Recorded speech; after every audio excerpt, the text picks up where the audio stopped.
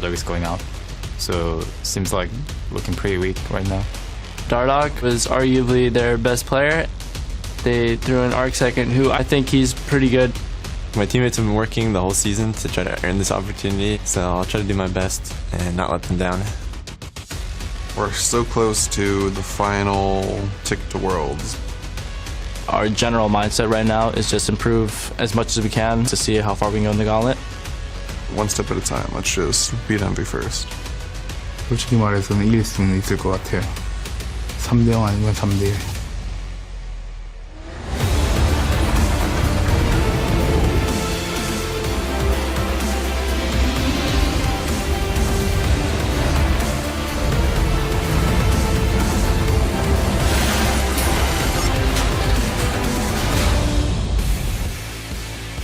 Good afternoon, ladies and gentlemen, and welcome to the 2016 NALCS Regional Qualifier live from Los Angeles, California. Here you see brand new jungler Arc Second is making his LCS debut today for Team Liquid, and he's, of course, joined by their other new addition in AD carry Jin on stage getting ready to lock in. He'll have to face off against Envy's carry in Laud. We're going to see him making final preparations for the battle. Some seat adjustments, because you got to be just at the right height. Anyways, thank you so much for joining us today. I'm James Dash Patterson. Happy to be back on the desk alongside Alberto Crumsang-Hifo and Aiden Zyrene Moon. Gentlemen, back from Toronto. How was the flight? It was a very nice flight. They have televisions so you can watch, unlike most airlines that I'm on, so I had a really easy time. There we are, and we're back here to qualify our third and final team to Worlds. Are you guys ready to see who's going to make it happen? Absolutely. I'm sad that it goes all the way to Monday because I'm like, I want to know now who that last team is. I'm excited, but I don't think the teams that will make it are the ones that we're looking at today. We'll have to see. The odds are stacked against them. But first order of business, let's take a look at the path our teams will need to take to the World Championship. As you can see here, our two bottom-seeded playoff teams in Team Liquid and Envy are facing off today. Now, the winner of today's match will go on to face Cloud9 tomorrow, and the winner of that one moves on to finally face Immortals to qualify for Worlds. So it's going to be a tough road for either of these teams. Of course, we heard there just in the very opening video, of course, that Team Liquid has kind of tempered expectations, while Envy is maybe getting a little bit of a boon from the fact that Team Liquid is in a bit of disarray. Oh, yeah, absolutely, because Envy, up against Liquid, before all this stuff happened with the roster changes, you would think that Liquid are the favorites coming into it. Now, Envy are definitely the favorites coming into it against Liquid, who have a substitute jungler who has never played jungle before professionally in any capacity. I mean, the guy, Arc Second, is #1 on the ladder, but as a mid laner. Absolutely. And of course, the winner of this regional qualifier will be joining our other two seeds in TSM and CLG, who solidified the top two NA seeds at Worlds. They'll be heading to San Francisco to battle it out in the group stage. And of course, one of the four teams in this gauntlet will be joining them. You see here, Samsung Galaxy qualified in the LCK just last night, beating out KT. Fantastic series. If you haven't seen it, go and watch it. LMS will be following up with their second seed later this evening. So that's going to be another big matchup. The crazy thing about that LCK match was that KT Rolster had beaten Samsung 19 times, had never lost a game or a series, and the final time that they lose is for the qualifier. Yeah. Not since 2014, I think, Jesus. When the last time they dropped a game to them. And also in LMS, the AHQ versus Machi, because that was J-Team, the undefeated team from this regular season in the LMS, going down to a team that was near the bottom of the standings. Right, so our matchup tonight for LMS is a surprise in and of itself. We'll see who moves on to join Flash Wolves at Worlds. Now, last year, of course, here in NA, Cloud9 was the bottom seed in the regional qualifier, and they fought their way through it all. 5-game series across the board, and they make it as the third and final seed. So one has to look at a matchup like this and say, hey, well, it is possible. But this year's gauntlet run, in a way, is a lot tougher, given who waits for you in the next two rounds. Yeah, Cinderella stories don't happen that often. Yeah, if they happen every year, they're not Cinderella stories, right? Exactly. And I mean, I can't think of a better setup if it does happen, because that's true. Cloud9 and Immortals, you have to go through the teams that finish 2 and 3 in the playoffs. There is not a harder gauntlet that you could possibly have to run. Yeah, it's a very good point. As CLG did secure that second seed due to points, whereas most people would say they may be the 4th strongest team in the region in terms of current power power level, that means you're facing off against, you know, the guys that went up against TSM in the finals, then Immortals, who kind of smashed that third place matchup. So it's not a position that I want to be in, is the position of either of these two teams, aside from the fact that they still do have a shot. Now, the World Championship is the destination for one of the teams in the Gauntlet run. Now, if you want to join them, your opportunity to grab tickets is open again for a limited time. Seats for the group stage battles in San Francisco's Bill Graham Civic Auditorium are still available. Fans who attend the group stage matches will have an opportunity to meet and greet with the best league players in the world, so you don't want to miss it. And of course, if you're an East Coaster, the World Semifinal is coming to Madison Square Garden, and a limited number of tickets are now on sale, just released. So head on over to lolesports.com/tickets for more details. We're about ready to send it over to the casters, though. So first, we're going into this best of 5. 80 carry Lod is predicting a clean Envy win. Yeah, I would say I'm extremely confident. I think we're going to probably 3-0 them. After our series versus C9, I realized that it's kind of exhausting to play more than 3 games in a BO5, so my strategy going in is just to go for the 3-0 so I don't tire myself out. Well, hopefully if you go into Worlds, you can play more than 3 games. It's going to be a lot ahead of you right here. Vlad hoping to make it a 3-0. Hello, everyone. I am David Freak Turley. Mix it up on the broadcast today with Sam, Kobe, Hartman, Kensler. Ready to win play all some the games. time. Then you don't have to, stress yourself out. That's true. Just win perfect sweep. It would still take you like 15 games to win Worlds, though, so keep that in mind, Lod. Now, of course, we've got to take a look at the starting lineups, getting into our first game of the series. And up first, it's going to be Liquid on the blue side. Lorlo, the perennial top laner. New jungler Arc second in here, formerly of mid lane. Phoenix, actually the mid laner. Jint is still in for Fabia 80 carry. Matt still in at support with their coach Loco Doco. And their opponents are Team Envy. Up top is Seraph. In the jungle, Proxen, mid, Ninja. 80 carry Lod, support Hakuo, and Coach Miracle. And so this is going to be a very interesting match. Of course, we've talked about some of the pieces of this game. If you were hearing the sound bites at the very beginning of the show, it's talking about Dardoch getting cut from Liquid, right. Arc second coming in. And the thing is, the way Liquid was set up is they had Moon as a sub for most of the split, but at a certain point, there's a roster lock between Challenger and the LCS. You can't sign any new players. Players can only be on one of the rosters. Moon played for TLA. He's no longer eligible for Liquid, the big boy team. And the only sub they had left was basically Jint and Arc second, who is a mid laner. Arc second has played in the Challenger that was series 2 weeks before. ago, man. Now he's a jungler. Yeah, it's true. Yeah, right, exactly. So, Arc second, replacing Dardoch kind of at the last minute to a certain extent. He has been pressing as hard as he can at learning jungle. If he's playing solo queue, he's playing jungle main, whatever. He's playing he's a good League of Legends player. He's number one on the ladder right now. And now he's playing jungle. We will see how it is, because Proxen is one of the junglers in the LCS that got a lot of credit from a lot of other teams. Already here, though, we're seeing Team Liquid target ban Team Envy and some of their more oddball picks. Sure. The Kennen counter picking a Gnar. Maybe Lorlo wants to grab that Gnar early on. And then also, obviously, the Karma has been huge for Envy all split long, with both Ninja and Hakuo taking turns. Absolutely the case. And you're seeing a bunch of tanks taken off the table for Liquid. Also interesting, they're banning away the Gangplank. I know many teams would love to first pick the champion, but they're going to ban it away. Lolo's not going to play it, neither can Seraph, which makes me think Looks more and more Vladimir. Gnar-like. Yeah, it's true. Gnar can just kind of hop out of the matchup, but no, not anymore. Gonna get banned out. It still feels like I think Liquid will just love to first pick Vladimir, as they tend to for Phoenix. Like when they win, definitely it's worthy of a first pick in Yeah. the current state of the game. Vladimir across the world having a lot of success. We'll see though, because some teams put a lot of importance on getting a comfortable jungler whenever you do have a new jungle player. That's true. Maybe a comfortable AD Cho'Gath. area as well. It's funny because this is the first time I heard the crowd talking about Champion Select, discussing it before the match. Oh, nice. And they were all like, yeah, Envy, they just have to ban Sivir. Jhin Sivir. It's going to be amazing. Well, they've got to consider that one. Of course, we know Lod is happy to play the champion himself. He's very good at it. There's actually a lot of high priority champions. Sivir is actually banned more than she's picked at this point, so I actually forget that she exists half the time as a high priority champion, but actually is going to be the Echo grabbed up as a potential flex. I've seen mid Echo a couple of times, but actually going top lane first. I don't see this very much. There were a bunch of top lane bans, so we're assuming that this is going to be Echo 4 Lorlo top lane champion, but very well could be flexed up. Meanwhile, though, Envy doesn't look like they want to give anything away, and they're actually going to toe the meta line here, it looks like, and just pick up first rounders for support and jungle. Yeah, no big very, shock very there. common. I'd say Rek'Sai is probably the most common Very closely followed by Gragas, though. Ooh, well, they're actually not going to go for the Sivir after all. Jint's going to play a champion who's got a very similar name to him.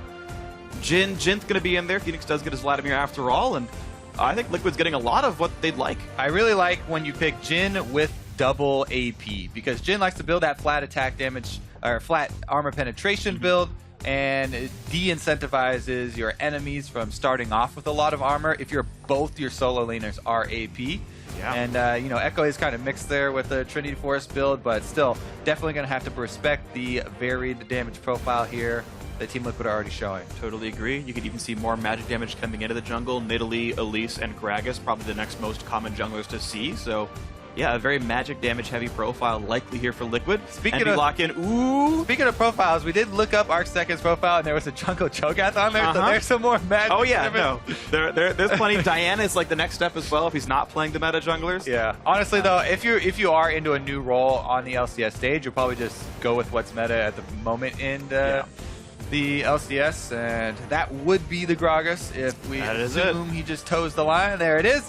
What you were getting excited for, though, the Kassadin did come through for Ninja, trying to play into the Vladimir. We've seen that a couple times, and he can have kill pressure and he can snowball, but Vladimir can also, you know, rush that Spirit Visage and take over wave control. The way I like to think about Kassadin in this is there's lots of ways to consider counter picks if you want to consider Kassadin counter picks. Some are lane counters, right? Some, for example, Kennen into Gnar is one that I think exists, where you're going to bully the first 10 to 20 minutes of the game and you have lane advantage and, you know, the opponent's life is difficult. Some is more of a strategic counter where it's like Kassadin's main weakness is a bad laning phase. Well, guess what? Vladimir's 1 through 6 is pretty crap as far as bullying you out. So Kassadin has license to free farm and then be a mid-game Kassadin with full CS and gets to run around and do Kassadin things when normally you don't get to do that, and that tends to be very powerful. And look at this, it's actually a Malzahar picked up alongside the Kassadin. Now we've seen a little bit of Malzahar top from Splice. Wonders played it.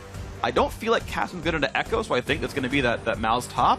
And that's going to be all kinds of interesting. Yeah, very curious as to where the junglers are going to start off now. Because Malzahar, early on especially, very vulnerable to ganks. Auto pushes with a lot of his spells, and also does not have his own escapes. So if you do put him in the top lane, which they are not doing currently, they're going to swap in a couple of seconds, I'm pretty he's sure. very vulnerable to those. But yeah, Seraph is going to do Seraph things either way. And Kassadin into the Echo. All right, that's interesting.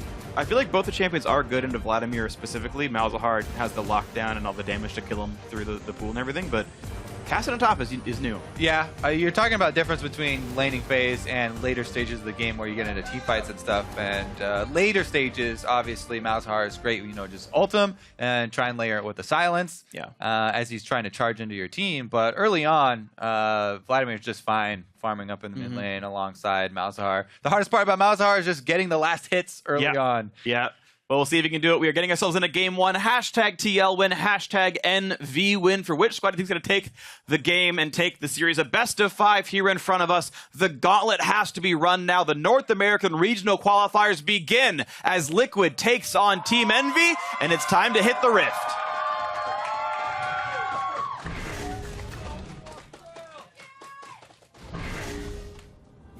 Got a nice crowd here in the Battle Theater. Thank you very much for joining us here on this Saturday. Keep in mind, I love you too. Thank you. To keep in mind, we will have... You've come a long way, I have come a long way. I said thanks last time someone said that. I've become more gracious in my old age, as I'm still 29, like before. I remember it clearly. Was it actually with you? Yes. Oh, nice. But yeah, keep in mind, of course, whoever wins will have to play tomorrow against Cloud9, so... if you want to keep cheering on the team that wins, show up in 24 hours. It'll happen again. Yeah, because whichever team does win is going to need some extra support. Cloud9 and the rest of the gauntlet are looking very, very scary. Step number 1, though, in front of them right now, and that would be game number 1. As Lod said, he wanted to go 3-0 and make this a quick series. Yep. Let's see if they can get off to that start. Infernal Drake does kind of accelerate the pace because it's definitely a snowbally Drake. And, you know, might cause some early action. Minions have spawned. We'll see if they can beat the speed run that Unicorns of Love put in earlier. Woo. They were done within, I don't know, what, just over 2 hours, roughly? Extremely fast, and crazy that they were that fast in ending their series, and their game 2 actually looked like they were going to lose because they were behind. Yeah. All right, well, let's take a look here. Both junglers will start out on the top side. Maybe they make return visits up to the... I mean, Gragas is one of those junglers that can very easily gank just off of blue side camps. Doesn't need the red buff. Arc Second could go for an early visit up top and try and punish Kassadin. Problem is, Echo probably will push Kassadin in anyway, and he'll just try and play defensively. Absolutely the case. So we have very normal stuff right here. Top lane is leashing, dual lanes taking trucks and from, etc. We'll have to see how the lanes themselves actually play out. I'm curious to see what Seraph is doing specifically with his build. You know, standard precision Thunderlords, that whole deal, scaling CDR blues it looks like, and gonna be AP Kassadin. Not looking like it's anything too crazy. I mean, your runes and stuff wouldn't give away too much. You could technically go, you know, a bit more beefy build, more tanky build for the top lane. I know Voyboy's super big fan of taking assassins up there and just building them all semi-tank. But I think that they will need this extra split push threat and kill pressure from Lorlo. Lorlo's done a very good job this season in developing into being a very strong split push style player. Yeah. I think he's definitely been very good this year as a player, and we'll see if he can continue this sort of level of moderate dominance against Seraph here. And, you know, what's actually now his team, I think, being an underdog with the recent Liquid roster changes, I think it does fall pretty heavily on Lorlo, as well as Phoenix to be the big ones to win the game. Yeah, if you think about now from Team Liquid's perspective, Lorlo is actually one of the veterans technically on the team with all the roster swaps that they have been having. Yeah, he and Matt are the second most experienced players tied on the team, with this being their first year. Definitely going to attract some jungle attention, though. Seraph is one of the top laners with the highest jungler presence of their own junglers. Proc's been spending a lot of time up there, and we'll see if Fude is able to make his way.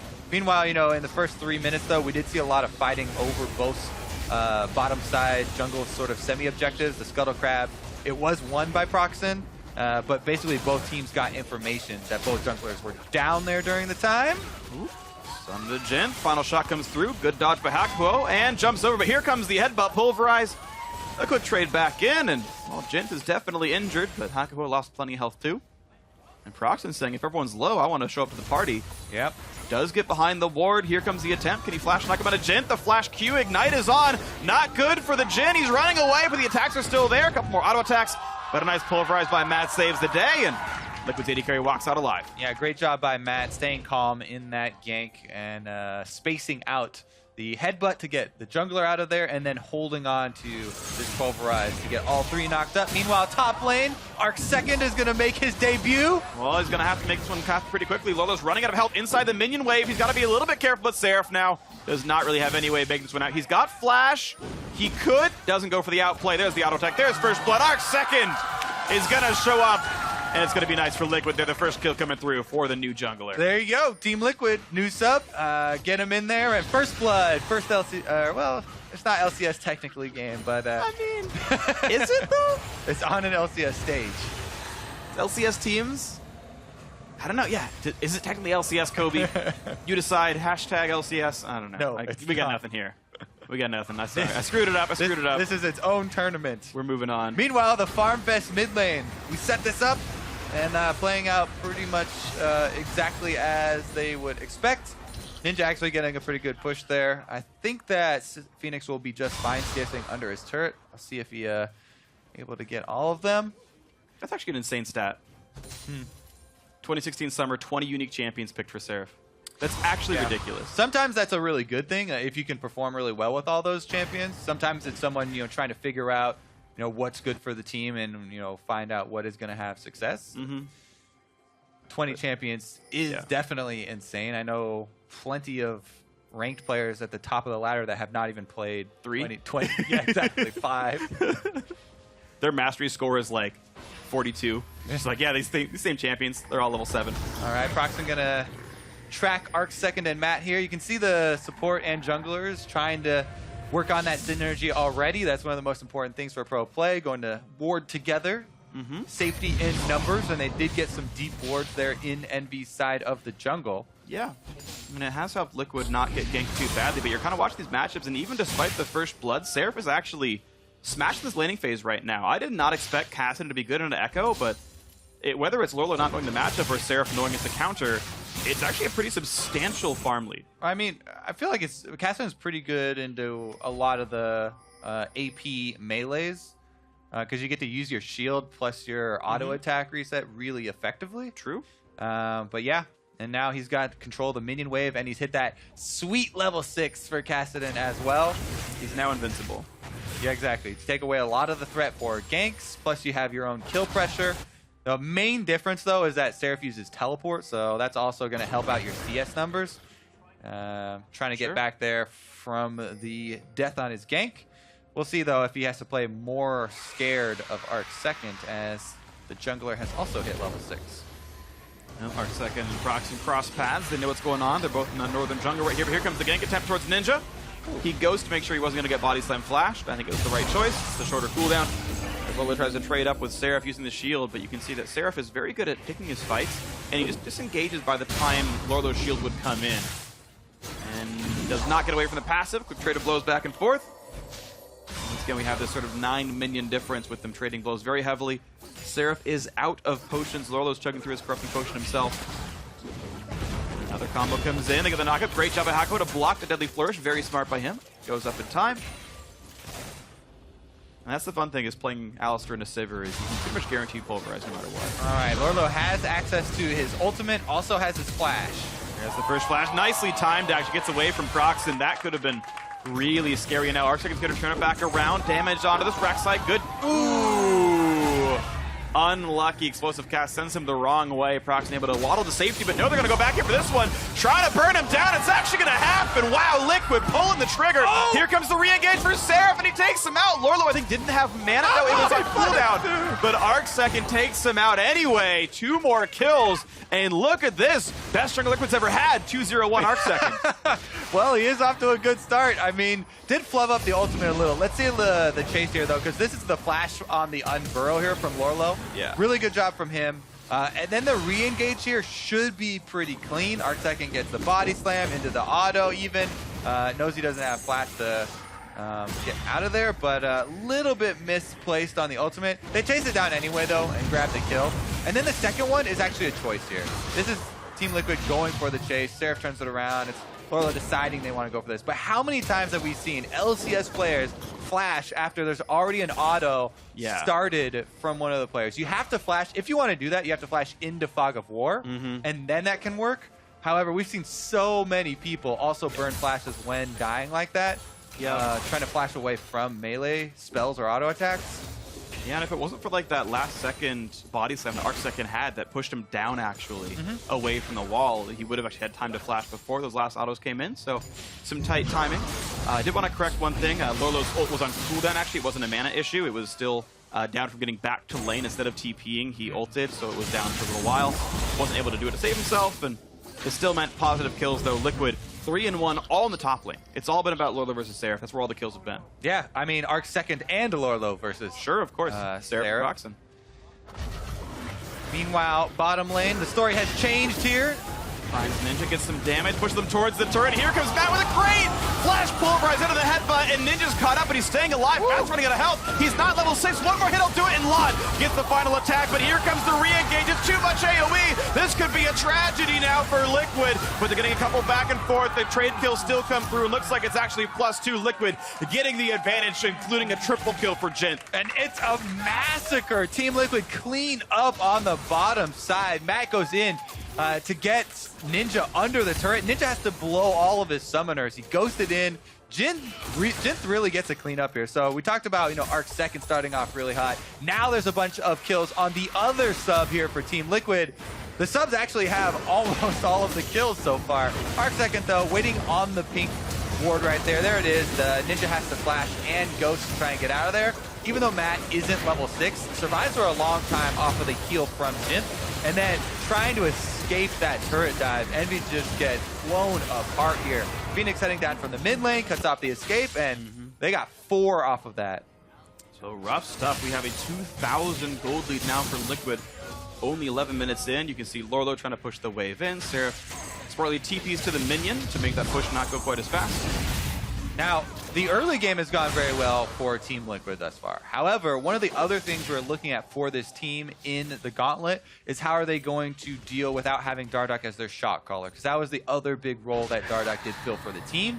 I mean, we've seen previously in the LCS what Team Liquid looks like without Dardoch, and they were a little bit more lost towards the middle and end games. Not as decisive. So now it's going to be the question of can Team Liquid turn this early lead into some vision wars? Well, they've got jungle pressure. They've got a lot more CEC as well. Proxy's going to get rid of that. Nice shot by Jay. That's going to be enough damage. Yes, it will. Arc second with another kill to his name. 3, 1, and 4. Envy just cannot catch a break. Here comes the play for the first Infernal Drake. All right, it looks like it should be a pretty easy secure for Team Liquid to pick this one up. They aren't even bringing Jin over from the bottom lane, and there's going to be no contest from Envy, so Infernal Drake on top of it all. We preface this by saying Infernal Drake could cause early action, and it's very snowballing. Oh my goodness, mid lane though. Phoenix might die for this one. The Malefic Visions is on, trying to heal with the W. It's away, and Lorlo shows the save of the day.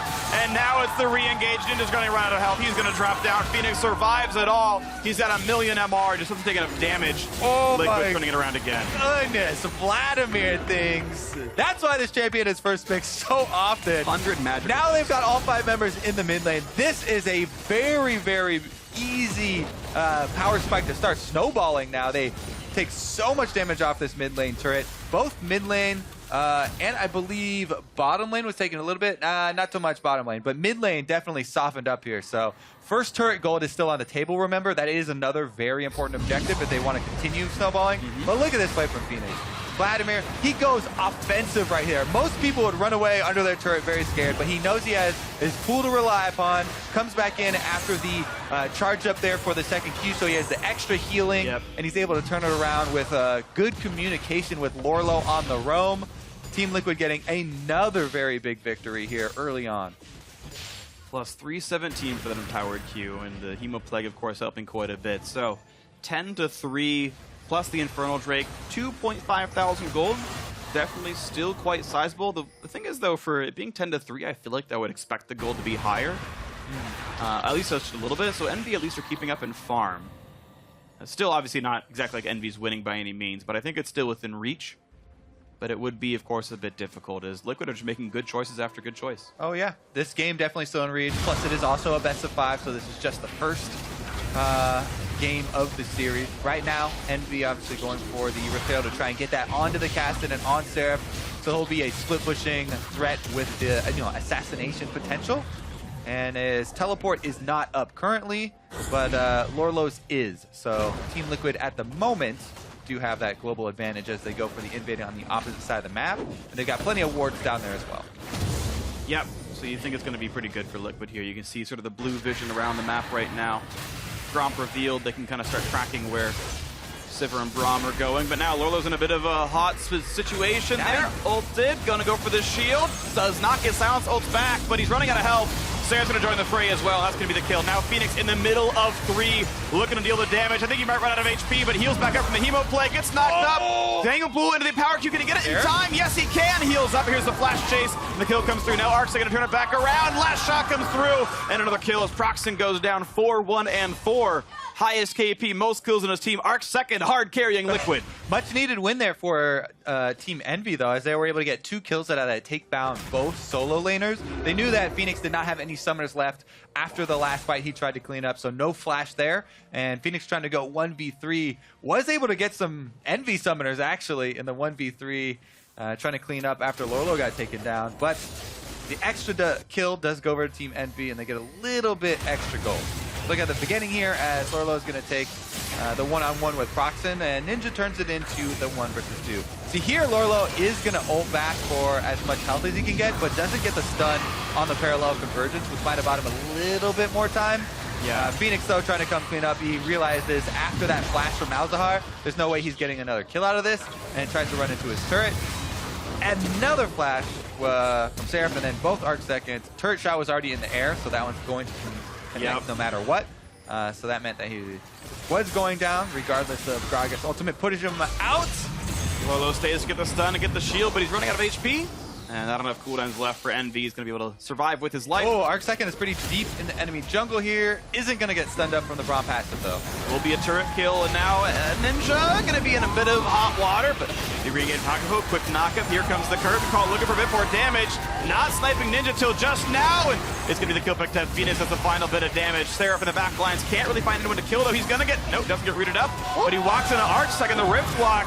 Trying to get him away from this one, jumps over, and he's going to survive. Arc Second going to walk away. So far, just the 1 for 0, but here comes a flash chase. Looking for it, can't quite kill off Hakuho, but it does mean priority in the mid lane. Liquid looking to knock down mid lane tier 2. Very hectic fight right there with a couple of odd flashes, but they are going to try and finish off this turret as they continue the siege. One more minion wave moving up the mid lane. It's not going to arrive in time, though, and they decide to pull off as the respawn timers are very short still. Yep. Take a second to calm down here, because that was a very frenetic team fight. Yeah, this frenetic is exactly the right word for it. This game is super high paced. We've got 1 kill per minute. Vocabulary is awesome. I love it, Kobe. Thank you. But yeah, a super, super hectic game. And again, it remains, I still want to say somewhat close. Now it's 3,000. This is actually growing a little bit now. It was, maybe 2K not too long ago. Now it's 3. This is starting to get a bit more out of hand as Liquid continue to find bigger and bigger advantages. And we're only 17.5 minutes in. It's kind of ridiculous how much has actually happened so far. Honestly, this is a good, welcoming game here for Arc Second, and it looks like he's feeling just at home here on the Gragas. Continually making plays. This is why, Gragas at the moment is a lot of the pro players' favorite champion. Extremely fun to play early on, using these flashes to create plays for your team. And he's only died the 1 time now, already rushing out to the Frozen Heart, actually, which is going to allow more cooldown reduction for more of those. Plays as he walks into a ward. Silence, but not ulted. Ninja doesn't go for the big play. Matt got to get Umbrelled on, doesn't seem to really care as Proxen goes back to his own jungle. We see different lane assignments now. Phoenix has put himself into the bot lane. It's the 1-3-1. Lolo from the top lane, once again fighting off Seraph, who doesn't seem to really need much magic resist, just the Spectre's, the Mercury Treads, rather, that's it. And going Rod of Ages into what I assume to be a Lichbane second. So. And he's trying to max out his Null Sphere second to get a bigger magic damage shield for these trades with Lorlo. He did max up the Force Pulse for wave control to try and split there. Now he definitely does have that assassination potential. Plus, that teleport we talked about is available. We'll see, though, because a lot of vision work has been put in here by Team Liquid. Teleports come through. Okay, here comes the play. Knocker from Hakuho. Matt in the front lines. Ulti pop, running out of health, but he's going to stay alive for now. Quick 2-man knock up on Hakuho and Lod. The knock in from Gragas, and that's going to be a dead Braum. The re-engage on Lolo doesn't mean too much. He's going to stay alive on this high magic resist Echo. Getting whittled down, but he's going to survive the Voidlings. Only 100 HP left on him. TP is down. Ulti actually won't do much healing for him anymore. It's been too long since he took the damage. Yeah, gotta disengage. Gotta watch out for that damage over time here from Malzahar. The pool on the ground, a lot of people are stepping in the pool. There were also 3 Voidlings up, as well as the Malefic Vision. So a lot of extra damage given, even though Team Liquid secured the kill. Envy get priority in mid lane and are going to take some territory back for themselves. Now, that is not the first turret gold, so it's not going to be that huge boost, but it is going to open up the map a little bit. All right, looks like they're going to be okay for now. Mid lane traded finally back. Of course, Liquid did get first turret gold, and the lead is actually getting bigger and bigger. Liquid pretty good at closing out the games that do have leads in, and this seems to be probably another likely situation for Liquid here. Yeah, I mean, that is one of those main questions we are thinking about. Trying to stack up the dragons is definitely going to help them do that. Mountain and Infernal, really good combination here. Yeah. Puts a lot of pressure as they transition over to the Baron area. As of right now, though, Lorlo going to play a little bit safe. Doesn't want to give up his life for this turret, but wants to delay it as long as he can. This is still a good play from Envy, though. You're seeing that you're keeping their heads in the game. They're playing it very intelligently. They knew Liquid was probably looking for this Drake, and they put a lot of effort towards the top side of the map. They're able to trade a turret for a dragon as a losing team. There's almost never a better play you can make when you're behind, so I have to give props for Envy for what looks a bit simple, but is actually a very, very smart choice, and many teams have missed this opportunity. Seraph's going to go in for a pretty good exchange here on Phoenix as the split pushing is taking its toll on the turret, and that will be another one here for Team Liquid as they continue to snowball. Envy having a hard time getting this game back under control. Need to switch priorities now to defensive vision as they're losing all of their outer turrets. then you try and catch somebody out, as Team Liquid are more naturally now going to spread out and kind of expose themselves. So it is up to the Kassadin to come around for a flank. You know, they do have Sivir, they have extra speed, and Jhin is, yes, a very good early game champion, but is vulnerable to a Kassadin. You know, can be closed on pretty quickly. And we'll see if Team Liquid have any hiccups or if they are able to, you know, group up and push that down. Sure, and to talk about Jhin being weak to a Kassadin potentially, he did not go for the more risk-averse build. He went for the full Duskblade. He went for the higher damage option. Could have easily gone Mild on Morty's, but no one would fault him for that choice. But instead, opts away from the MR. He's doing the build we've been seeing from Jhin more recently, which is going for a rapid-fire cannon or a static shiv as the third item, getting the crit and attack speed multipliers in, instead of getting the third armor fin item. I think that this is 90 times out of 100 the better way to go. Yeah. And this, the only thing it does require is trusting your teammates, right? Because they do have a Gragas and an Alistar that are there to peel the Kassadin. So he's just trusting that, yes, they will be able to do their jobs. I don't have to worry about defensive items. You know, I'll have to worry about killing the Kassadin after Alistar knocks him out. Sure, yeah, and it helps kind of round out the build as well, because many times you'll hear people talk about the armor pen Jhin build and say, oh, once you get a bunch of armor tanks, you front load, you get a frozen heart in front of his bullets and you're fine. But if you actually start critting your normal attacks and your damage actually gets a bit better DPS wise, it starts to look a bit better against these tanks. So it'll round him out quite nicely as well. And when you've got people like Hakuo and Proxen kind of tank the shots, it'll work better. Proxen going for a more damage-focused build. Also, keep in mind, he's finished the Mechanic Hydra as his first major combine after the Cinder Hulk, so not as much utility. Hakuo is, of course, getting the Locket for himself. That's going to be useful. Double AP on both these sides as far as the solo winners are concerned. I would expect Matt actually to go that route as well. Yeah, that's what those Ruby Crystals are for, almost definitely. Just slower on the build. Hakuo a little bit richer. Here comes the switch over to the Baron Pit that we were prefacing before. Vision being laid. Matt trying to get into that red quadrant so that they can get to that bait. Always got to respect the Jhin as well. Looking for the play onto Lot. Sivir running out of help. There comes the knockout party, and they've already picked off one. A nice explosive cast, and Hakuo's in a bad spot as well. Dies to the Duskblade trigger. Nicely done. Jhin now unstoppable, 5-0 and 3. Liquid continue to find several more kills than their opponents. Yeah, and it looks like they're just going to try and take another turret as well. Split push is going in their favor.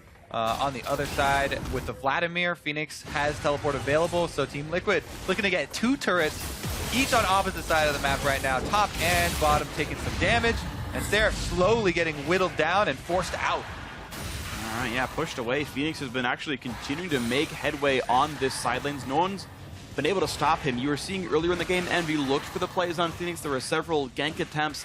None of them paid off. In fact, one of them was a 0 for 2 as they got picked off on the way out. And Phoenix now been able to sit in the bottom lane.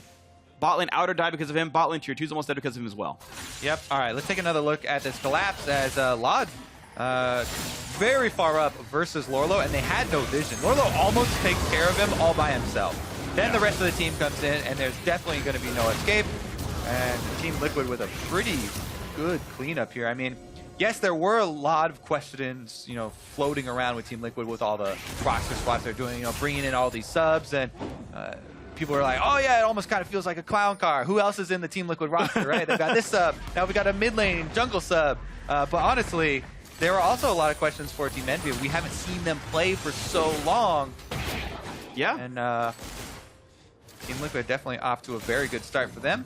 Yeah, it's actually the new guys who have the best statistical score lines on Liquid, right? You've got a 12 KDA Gragas and you know, 8 out of 15 no deaths Jhin. Like, that's pretty solid. Yeah, which is very good for the confidence of these guys moving into the rest of the best of series. Team NVO definitely not out. They have played long series before. And doesn't look like Laud is going to get his very quick 3-0, but he's definitely willing to work for it as well. I mean, he might get the 3-0, just not the way he was hoping. We'll see. There's of course a lot. I'm just saying, it's just a joke. A lot of time still to go. Phoenix now going to ult it up by Ninja, hoping for a bit of teammate support as Seraph joins the fray as well. Does Vladimir in a 1v2, likely to get run down, has the self-heal, but now it's just going to be too much damage. He will get taken out. Ninja gets himself the pick off, but it's Liquid looking at Baron. That's what we're talking about when Team Liquid spread out. Envy going to collapse here, use that assassination. Now they teleport in. Okay, it'll be a 4v4. It's going to be a late show up for the Malzahar. Several ulti in, a slow from Seraph looking for damage, but Matt pops the ult. He'll stay alive for now as the team runs away from the curtain call. And no reception at the very end there as Prox is going to dodge away from that final shot. Envy now with a bit of a tempo lead, 23 seconds on Phoenix's respawn, and they caught him off. Oh, with several flashes for Liquid not to get picked off right there. That was a nice cutoff by Envy, but it still means they have this huge wave. They've got a cannon. They have some chances to deal damage to this turret. And that's actually a very important flash. The Alistar flash is a huge playmaking tool for Team Liquid and for Matt, especially being the point man. Here we go, though. No minions are trying to burn down the turret. It gets the extra armor, and Lon away! Thankfully, he has armor. That could have been real risky. And it's Envy forced to run away. Sadly, did not get as much as they wanted, but here comes the Phoenix flank. He's home guarding in. This could be Lorlo closing out the game on this fight as they've caught off Ninja, and that is a dead Malzahar. Jinth is dominating, and in the back lines, yes, Phoenix picked off Seraph as well, so it's a 5v3, and Liquid have a lot of room to play with. I mean, the minion wave is coming up mid, but the top lane is already there with like a triple minion wave stacked on the inhibitor turret already. This is going to be a lot of damage. I think inhibitor at least 30 seconds on the solo laners to respawn. 5 versus 3. Health bar is big enough that Envy can't push them off. So the real question is exactly how much does Liquid get? 20 seconds now on the respawn timers. The inhibitor is going to go down, and they're motioning, they're going backwards, and they will retreat. Should be no threat from the Envy squad. Their teleports are down, and Liquid can easily reset, drop the wards, and if they recall now, they can actually show up in time to contest Baron if Envy want to try to rush it. Definitely agree. They're clearing out a couple of the wards as they leave. Didn't quite see that pink, but they've got most of the control here. Let's see, no sweeper. Oh, Matt does have his sweeper as well. He could sweep on the pixel bush, and I think they just pinged it. Not going to be the case, though. Envy, try and get something back, though. You know, remain cool. Like you talked about before, always looking for that objective to trade, even though this time it's a much lesser objective. Got to take what you can get. Yeah, absolutely the case. We watch this fight again, and it's the chase back by Liquid. Envy overstep going for mid lane tier 2, and here comes the dive. Lorlo goes in for the flash to try and get that slow, plus sets up Jinth for the snare. Good deadly flourish there. Allows them to get both solo laner kills. And as you know, turned out being the inhibitor. Now, they've got top lane pressure that's going to happen with the super minions, plus vision control over Baron. And mid lane secondary here is very low already. Yeah, I think Liquid are going to say, you know, with the inhibitor down, we can probably play the siege game well enough. Not going to risk the Baron attempt, at least not just yet. Mid lane tier 2 is easy. Rapid fire cannon Jin tends to hit turrets pretty hard, so walk in, land the auto attack, walk away. Looks like the pieces of either Infinity Edge or Lord Dominic's Regard is going to be next up, so he's going to have an even easier time knocking down tanks. And after his next 2,000 to 3,000 gold, Seraph in the front line takes a bit of damage. Root's going to land actually on a Hakuho. Takes up a little bit of that, but Envy's going to be okay. No recalls just yet. It's Liquid once again splitting up the map a little here and figuring out what they can take down. Of course, they've got pink ward control over Baron. They're going to start moving members over there. Lorlo does have teleport. Phoenix does not. The Phoenix gets pulled in. Lorlo can stay towards the bottom lane. Oh, they're coming. Everybody from Envy's coming out looking like they want to take this fight. I mean, this would be one of the last chances you have. Try and steal away Baron, maybe. Here comes the attempt. Curtain call in. Lorlo on the flank, but he gets almost assassinated. Guardian Angel popped off for this one. Curtain call's now done. Silence is going to land, and they will kill off the Echo. Hakuho gets one already. Lorlo never got a chance to ult. Jinth very low as well. Seraph nearly takes him out. It's a 5v4, and Envy walk back in. Oh, nearly takes him over the force pulse. He's got so little health. The sniper's not going to land. Proxen can't get it. It's the retreat still, but another 3-man slow out from Seraph. Matt's running out of HP. His ult's going to time out soon enough, and this could be a very big fight for Envy. Proxen trying to land the snipe. There's 2 with so little HP, and sadly cannot pick off those last members of Liquid. But it's a 5-on-3 and the chance to make some plays. Very big comeback here from Team Envy. Can they complete it and take the Baron? It looks like it's only Phoenix going to try and 1v5 in the Baron pit. It's a bit of a risk. Smite's going to go in, and Law's going to last hit this one now. It's up to Phoenix getting a little bit of damage. Can't kill off Hakuho, and he's going to drop and lose his life. One Nexus turret did die to minions during all of this, so Liquid got a little bit more, but now Envy have the tools to start mounting the comeback. Definitely a little bit of a hiccup here for Team Liquid as Envy make a very good last stand here. They have to come out and try and contest this. They all turn on Lorlo, immediately burst him down. no opportunity for him to get anything off in that CC chain. And then he's just running out, got the silence on him. Very, very nice. Seraph here goes for the flash while the exhaust is on him. So he disengages, and then he's able to go back in on Kasten. It's very easy for Kasten to chase this down, and they get him close enough here. Proxen goes up to get another knockup, and a couple of extra kills come in. Luckily for Team Liquid, ArcSecond and Jin survive there, because that could have been 2 extra kills over in addition to the Baron and the time that Team Envy had bought. Now remember, Team Envy also, they have this Sivir. Sivir now, after that fight, does get to that very important 3-item power spike. Yeah. And definitely has the possibility of taking over a team fight if left unattended. Sure. I mean, Liquid's composition for the 5 are fairly short range. You should expect, actually, Ricochet to get very high value in this game. And in terms of games where Sivir does well, this is actually one of the best comps for her to be against.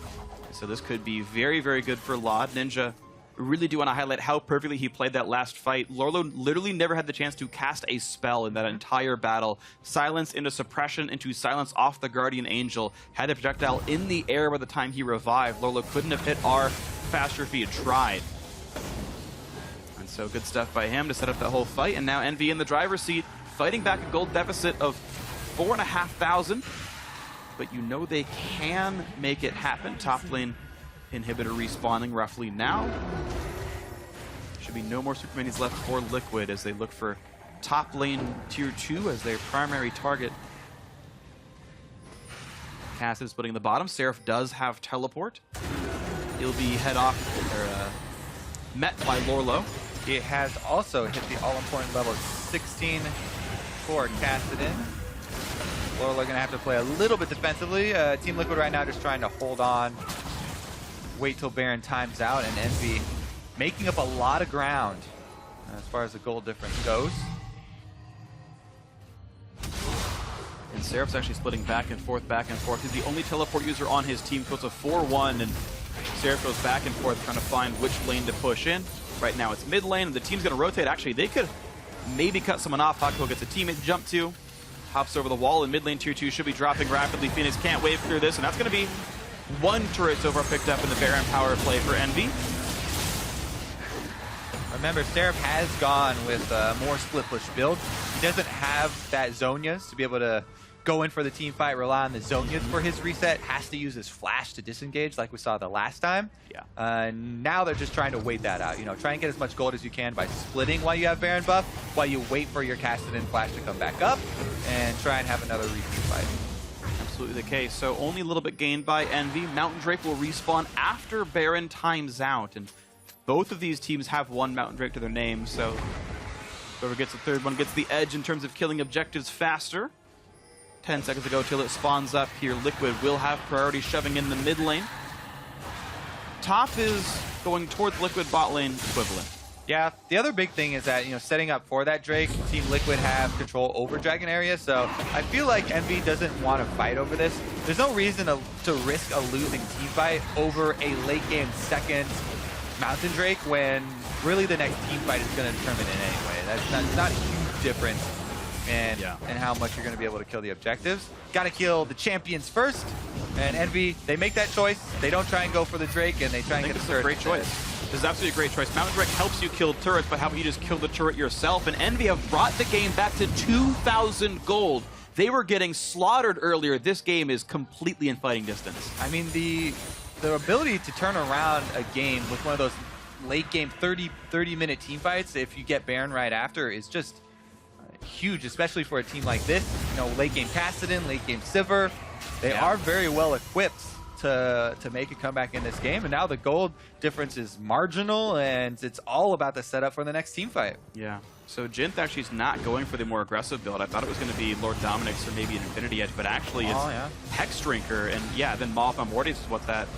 So the pickaxe just does nothing. That's actually not even part of Maw anymore as of like this year, so he realized late that was the build he wanted to go for. A bit of a mistake by him to buy the wrong item and not kind of predict his path, but he's more worried about not dying to Seraph, which makes sense. This cast is getting very, very big, a lot of farm. Level 17 means tons of damage, and he's got to be able to survive that. Definitely make that heads up on the fly. Ooh, I got assassinated by Seraph last team fight, so avoid that next time around. They know it's all about the next one, and the difference in that Hex Drinker shield could very well mean a huge DPS increase by surviving. And Laud, one of the best, well, Seraph specifically, Sivir, one of the very best Executioner's Calling users. It does trigger on physical damage, not specifically auto attack, so Ricochet will hit everybody, and unlike Morel and Amicon does not have the requirement of being low on health, so he's going to dump the healing down of all these self-healers on Liquid. And it's really important versus this Team Liquid lineup. I mean, look at it across the board. Echo, Gragas, Vladimir, and Alistar. Definitely very good against all those champions. Here we go, though. Bit of damage in Arc second down to 2/3. Here comes the chase in. Laud pops the ulti. Here comes the re-engage. The Praxi gets hit up. Ulti only hits one from Akuho, and here comes the fight in the back line. Goes Seraph. Gonna pop the Zonia's. Jhin though quite low, down to 500. Re-engage though. Phoenix gets dropped down. Doesn't get a chance to flash, Eva Plague or anything. Chain CC'd, and the shutdown comes through. That's 3 for Envy. They're making the late game team fight work. I know Arc second has to run for dear life. There's no chance Liquid wins this. It's Lola going for the hero play, trying to buy some time, but he can't find anyone to kill. Just running out of HP. GA gets popped, and here comes the pending silence from Ninja, and that's HP the kill picked up. Not even a problem. Envy looking good. 4 for 0 in the 11th hour. You can see the struggle there, trying to scramble as a late game Jhin versus the Sivir Kassadin late game, and not able to survive there, Team Liquid. They also use the exhaust really early on Ninja. The exhaust is one of the most important things for these late game team fights when you have assassins coming in, you know, to try and take out your AD carry. And Team Envy, the possibility of the comeback was very real after the first team fight victory, but right here definitely cements it for them as they take control in a very, very big way. Absolutely. 2 Barons in a row now, and a gold lead for Team Envy as we watch this comeback team fight. Let's look at this flank as Morlo's in the bottom, you can see now, so his channel on the teleport has to take a long time, and Envy buy time for Seraph, as you can see, to flank on Jhin. Gets right in there, takes the majority of his life. Now he has the Zonias completed, so he was able to Zonias instead of flashing back out, and Proxon's the one that's able to clean that up as frontline got demolished by Ninja's ultimate there with Malzahar. Get the pool on the ground, you know, melt everybody with that percentage HP. He waited out the exhaust. The exhaust actually didn't do anything there. It just bought him maybe 2 seconds, and Ninja just waited. Then used the ultimate on Phoenix, and very clean team fight there from Team Envy. And this was, you know, the questions that we posed after the very strong early game for Team Liquid. And they got out team fought several times in a row now, and Envy now sitting in the driver's seat with his Baron buff. Thing is, they're still missing a Nexus turret. Like, one good team fight, Liquid actually just wins the game by going top. There's almost nothing to stop them, but... Yep. Whoa! Engaging Arc second, looking for the knockout, looking for the damage up, and they're going to kick him out. Wow! Another pickup there for Envy. 5v4 curtain call means nothing to these tanks. Prox with a nice dodge at the end right there. Jhin doesn't get much done against Seraph either, and as the new wave comes in, someone should walk back and grab the wave, buff it up, make it run faster, and then I mean, they're opting for the 3-lane split push here, 1-3-1 with Rek'Sai up top, so just cleaning up all that extra gold that's been sitting there. Take down the secondary turret first as they start to whittle away on all 3 inhibitor turrets. 4,500 in the lead as Team Envy as they push all these waves in. Proxon says, hi, I'm a level 18 Rek'Sai. We're fine here. Phoenix, I'm not really afraid of you. Mid lane losing health as well, and Seraph was squaring off with Lorlo. Arc second is up in 8 seconds, though. If they can get him to the fight and Envy mess up a dive, Team Liquid also could still turn this around. No rush here from Envy, though. They don't go for a risky dive. Ooh, they almost got the silence on the Phoenix. That could have been a flash knock, but it won't happen right now. Instead, they're going to go in for the inhibitor itself as they push the mid laner away. Phoenix out of HP, and that's going to be the first inhibitor kill of the game for Team Envy as they rotate back into the mid lane as that turret's gone as well. Arc second silence, ulted just as soon as he respawns into the chain CC, and deja vu! Arc second's gone as fast as his name implies, and now Phoenix has to run away as his teammates are all dying around him. It's a 5v2 as Envy are going to look to close out the first game of the series in a pretty incredible comeback win. Seraph playing his 20th champion of the split, the Kassadin, pretty instrumental in the win as Phoenix running out of HP. A quick trade kill comes in for Lorlos. He tries to fight for his next to keep it alive, but Azonius buys a bit more time. Down he goes, a rampage for Lod, and there's just no one left to keep Phoenix in this game. His Nexus will fall without him, and that's going to be 18-18, game 1 for Envy. Team Envy with a massive comeback there, and it was all off of their focus on Lorlo. When Team Liquid came over to try and flank, great CC chain there from Ninja. They locked him down from 100 to 0 in the Guardian Angel. Then after he got back up from the Guardian Angel, silenced again, and that was the start of the entire comeback there. 2 teamfight victories in a row, 2 Barons in a row for Team Envy. Yeah. And the late game teamfight comes through. Late game teamfight come through, absolutely. Highest damage in the game was actually the Seraph. Kassadin did more than Lod, did more than Ninja. Ninja was actually number 2 there on the Malzahar, and really, that's what it came down to. He's like, all right, yeah, we're ready for this Kassadin counterpick. But it's actually the top lane counterpick, and just kidding, you're also playing Malzahar here, and those guys did absolutely incredibly, and it looked like Envy said, yeah, Liquid, we know you're champ select, we know you love this Vladimir, that's fine. We'll pick both counterpicks. Set them in both lanes and go after Team Envy's got this long list of different assassins and champions that people are always like, Team Envy, what are you doing in Champ Select? But then as soon as they have success with Kassadin, everyone's like, Seraph? When it works, they're geniuses. When it loses, they're tilted. The way the internet works. But a huge game 1 win for Envy. Beautifully done. So now it's sent it to Dash, Crumbs, and Zyrene to break it down.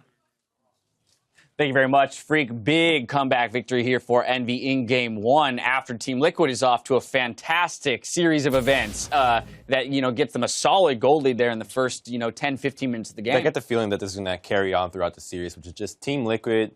Honestly, they don't know what they're doing in the team fights. Their team fighting is just abysmal. They're not recognizing what the other team is trying to do against them. They're just all over the place, and that's not a good place to be in the current meta that it's all about fighting. Right. Yeah, and you think about it as well. Envy had the either 9th or 10th in terms of average game time, so they lose very slowly, which means that they're stalling and they're making it very hard for you to close the game out. And Liquid lost a shot caller when Dardoch was kicked from the team. So now it's just Matt calling the shots. He's going to have to pay attention to everything, and he hasn't had to do that ever because when he's on TLA, he always had Dardoch at his side. Right, the longer games are going to kind of sway in the favor of Envy. Now, before we get into this match specifically, I want to take a look at the champion select that came out because it was mentioned by Kobe and Freak just there. Kassadin top. This is not necessarily something that is considered meta, and they flex it here, pulling in that Malzahar as a last pick, throwing Kassadin up against that melee matchup in Echo. Seems to have been pretty planned given the fact that they banned out both the Shen, the Gnar after the GP was banned, so they're really pinching that top lane pool. Yeah, well, the Kassadin top into melees does really well. The W obviously has a lot of damage, and the mana regen helps a lot with the laning phase, but it just is hard to fit in any team composition because right now you usually have that big top lane tank that is able to assist in the team fighting, starting things off, and Kassadin is not that guy. We saw him trying to split push a lot, and luckily for Envy, they do have a lot of wave clear and stall out to make their late game team fighting a lot better, but the mid game is just so weak with this comp. Yeah, I think that you're allowed to kind of run these types of top laners again because melee supports are back in, so you can always have 2 tanks, jungler and support most of the time. But it was interesting because I think that speaking about the jungle point, that Arc second, he did actually have a really good early game. And without lane swaps being a thing anymore, like the barrier of entry to come into professional play in the LCS is lower because you don't have to have that complex communication. It takes a very long time to learn lane swaps. Well, another thing about it is that looking at his early game, I don't want to put any flack to him, but it looked like it was just a series of coincidences that went really good for him. Lucky. And he just appeared in random places like, oh, here's a kill. Show up to a gank top. Lorlo solos him, gets one final body slam. He's dead. Shows up bottom on a failed attempt by Envy. Gets a lot of kills. Even one time randomly does a body slam that cancels Rek'Sai ult. There's no way you could have even known that. Yeah. So yeah, exactly. We saw a fair number of kind of micro mechanical mistakes from him, in those ganks, but even so, still being able to secure the kills, which, so as a score line, looking fantastic. Yeah. But we did, and as you mentioned, as the game developed, start to see where the real breakdown was, and that's in the larger communication and team fighting elements here for Team Liquid. I do want to dive into the game itself. Let's take a look at a play that does go in favor of Team Liquid. 10 minutes in, 4 for 2 in the bot lane. As you mentioned, this is Envy's aggression that Team Liquid will turn. They have pressure mid lane, so they're sending 2-man bottom, but they didn't know that Arc second was going to be there. And immediately Flash goes to a sick play here over the wall, forcing the Flash onto Envy, but Jinth is going to go untouched this entire fight, and he's going to be able to clean it up with the help of the turret shot on the AoE from Gragas. Yeah, and just the second body slam coming in there for the extra stun, and then just the finishing off moves there. It was also interesting to note that the teleport was actually channeled from Lorlo. Seraph comes over the wall, uses the casting Q, which interrupts channels, and stopped the teleport, but then didn't opt to use his own teleport to join the fight afterwards. Right, so leaving it very much as a 4v4, going in favor of Team Liquid. 3 kills picked up by Jinth there. So again, the other newest addition to Team Liquid, off to a good start in terms of kills. But now we have to kind of decipher how exactly they weren't able to turn this lead into a victory. So they never protected him, even though he was the best, the most fed member on the team. And the only game plan that ND seemed to have had is, all right, Cassidy, kill Jin. They never peeled for him. It was only until the last fight, but it's already too late. You can't let Cassidy dish out the DPS because there are a lot of diving tools. There's a Sivir ultimate. There's Rek'Sai that can help out. There's Malzahar Voidlings that can push through the front line, and they just never were there for him, and you can't expect him to self-peel. Yeah, absolutely. 30 minutes into the game, we saw Envy chasing Team Liquid off the Baron. A big team fight here. This is kind of that big comeback moment for Team Envy. Yeah, this is just miscommunication here. Lorlo goes in way too early. The Sivir ultimate is popped, and the 4 damage dealers of Envy all pull to the right, whereas Hakuho just holds the front line. Then Seraph gets the wraparound and jumps onto Jinth, and now Jinth is completely out of this fight. He can't do anything else in it. He can't even back off and try to use another curtain call because he had used it previously. Right, and this is to your point, Crumbs, what you're talking about is not identifying the fact that Jin needs to be protected. You just saw Cassidy going around to the red side. Where could he be? Oh, he jumped our AD carry and almost one-shot him. And this happens in all the other fights as well, where there's no peel. All it takes is, all right, Gragas stick with Jin or Alistar stick with Jin, but regardless, you just lost the fight. It's a 4v5. Yeah, we also got to talk a little bit about itemization, I feel, Irene, when it comes to playing against a double AP threat team in the Castle as well as Malzahar with significant lockdown from that Malzahar. We didn't see very many QSSs come out. In other regions, we've seen QSS second item against Malzahar, sometimes even first, and it's not happening here. We saw only 1 picked up by Phoenix much later in the game to no avail. Yeah, so in the beginning, we saw Envy go for a 2-man roam.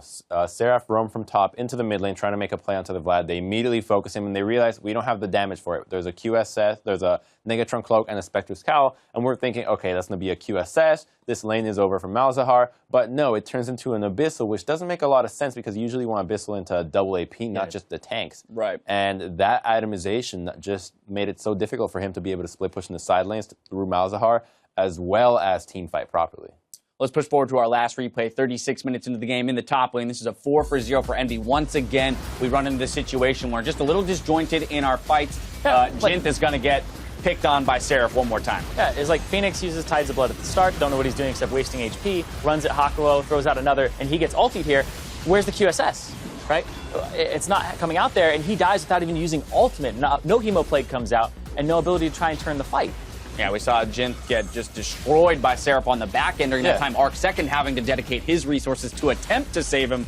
Doesn't work. All they have to do is just hug this guy. He can kill everybody with a distance. That's why you use Jin with a range advantage over Sivir, but we never saw it. And I mean, Envy did a great job with the flanks, with the vision as well. And this is absolutely disgusting. Just look at that damage dealt. The Vladimir damage, very low, whereas the Caston, highest damage in the game, and he's just getting the backline access. He's able to get on Jinth every single time, and that's what was blowing them up, is the Vladimir wants to dive. The Echo was also diving. We saw fights where he was flanking, and then Alistar is usually trying to start off the fight as well. So they're just leaving Jinth out to dry, and the Caston just blows up your back. It's a really frustrating time to be an AD carry where your entire team is leaving. You're like, guys, I need peel. Where are you?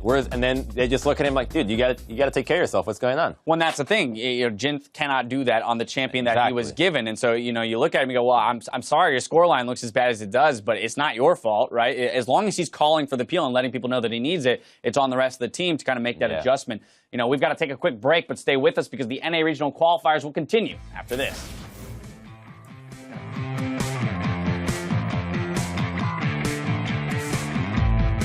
The North American regional qualifiers begin as Liquid takes on Team Envy, and it's time to hit the rift.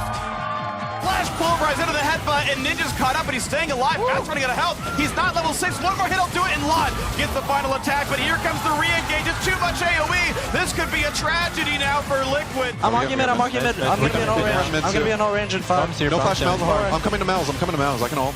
I'm on blood ulti. Blood. We got him. Outside. Alley. I got a chance. I'm going. Nice. Game 1 for Envy. Team Envy with a massive comeback there.